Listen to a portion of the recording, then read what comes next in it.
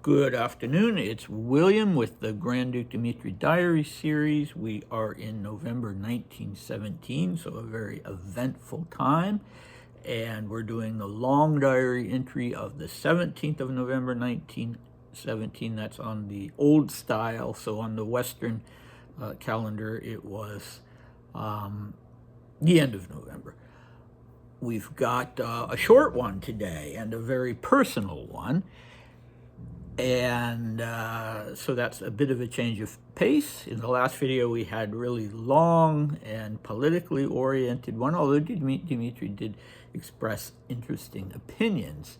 The most surprising thing he said in the previous video was that he sympathized with the Bolsheviks because of their idealism and his belief that they had real convictions that they were willing to die for. So, we have to put that in context. He did not want them to win.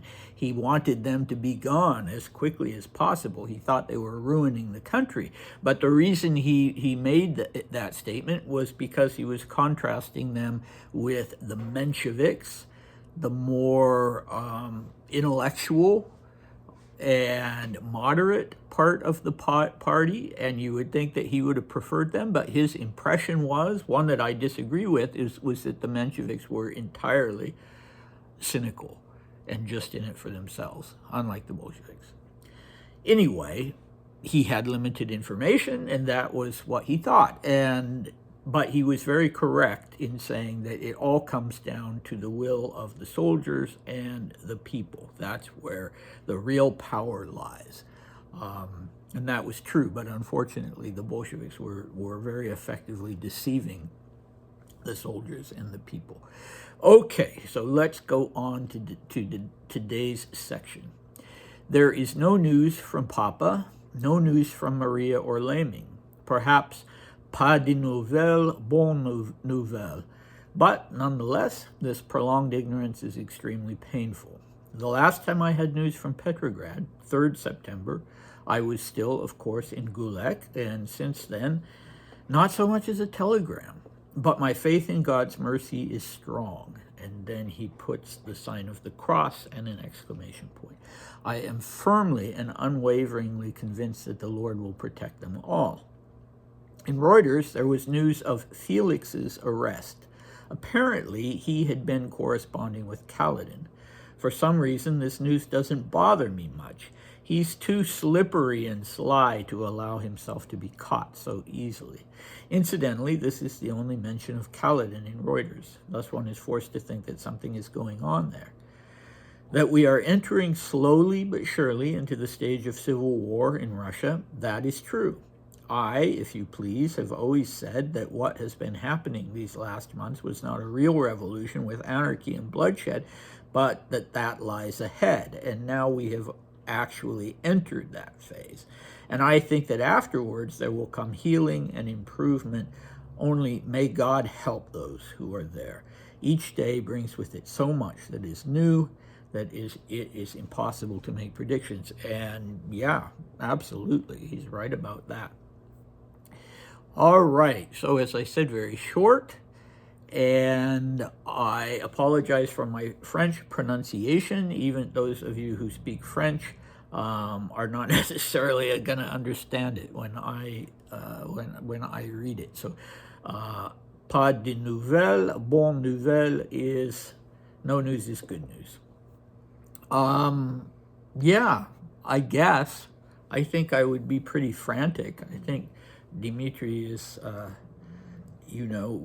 based on all that he writes in his second volume, which is completely dedicated to spiritual, new thought kind of things, I think he's having a really hard time, but he's succeeding in coping. He hasn't heard from anyone since 3rd September, and it's 17th of November. No news is good news.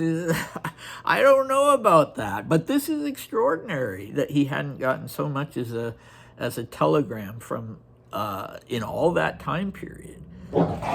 So my dogs. So what was going on with that? I should have gone back and researched all of this. I have the resources here in my library, but I did not. So Paul was under arrest. I don't know if it was home arrest or if he was actually in jail at that point. Dmitri did know or had heard that Maria had left with her husband to go to, where did they go? Kislovodsk in the Caucasus. Yeah, Laming he hadn't heard anything from. So these are the big three, of course, the people that he always focuses on. His father, Grand Duke Paul, his sister, Grand Duchess Maria, and his friend and companion since childhood, the man who was basically raised him and Maria, G.M. Laming. So it's not surprising that he focuses on them. It's kind of interesting, you know, that he doesn't mention, I don't know, anyone else, but not really surprising, I guess.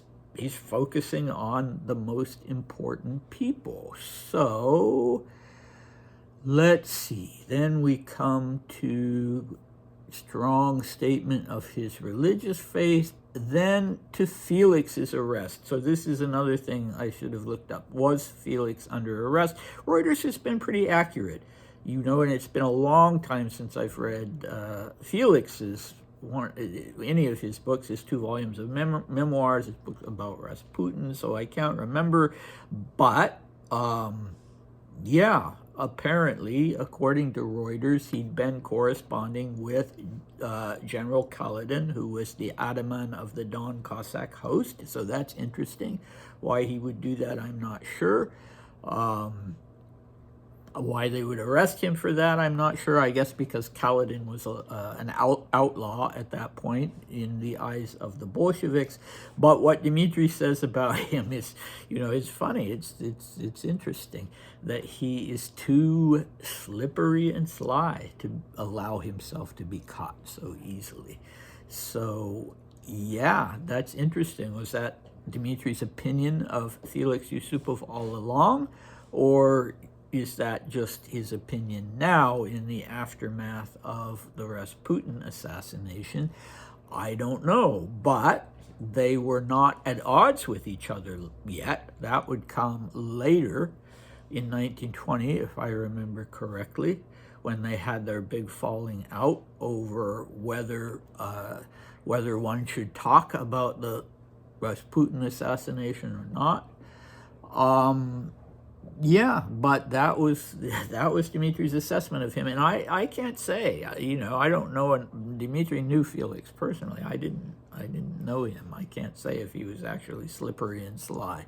Maybe some of you know more than I do. I know that the White Russian immigrants, or children rather, and grandchildren of immigrants whom I knew, all of who, well, the children of White Russian immigrants that I knew are now all deceased, and they were, you know, they were children themselves in the post-revolutionary period, but, you know, they seemed to really like Felix Yusupov. Apparently, he had a good rapport with children. Dmitri was a little more standoffish, you know, they kind of, yeah, he was a little more distanced, but the stories they tell about Yusupov, by contrast, he seems to have been, you know, someone that kids really liked. For what that's worth, that's not saying anything about him being slippery or sly. Yeah, okay. Dmitri's assessment that the Civil War has really already started is correct. When he says, I have always said that what has been happening these last months was not a real revolution, but that lies ahead. I don't remember him saying that specifically, but I wouldn't be so certain. I wouldn't be certain enough to say, no, he didn't say that without going back and looking at the diary entries. Yeah, he might have said that. Let's see. I have always said, yes. And then, you know, the other thing that's interesting about this is just his strong religious faith. And he's not referring to the esoteric spirituality that he's looking to, he's putting it in a very traditional way. Capital G, God, my faith in God's mercy is strong. Sign of the cross, may God help those who are still there. So, yeah, good for him. What do we have next time? We have some really fascinating material and assessment of what's going on in Russia. So he's going back to the political side of things, some pretty dramatic stuff.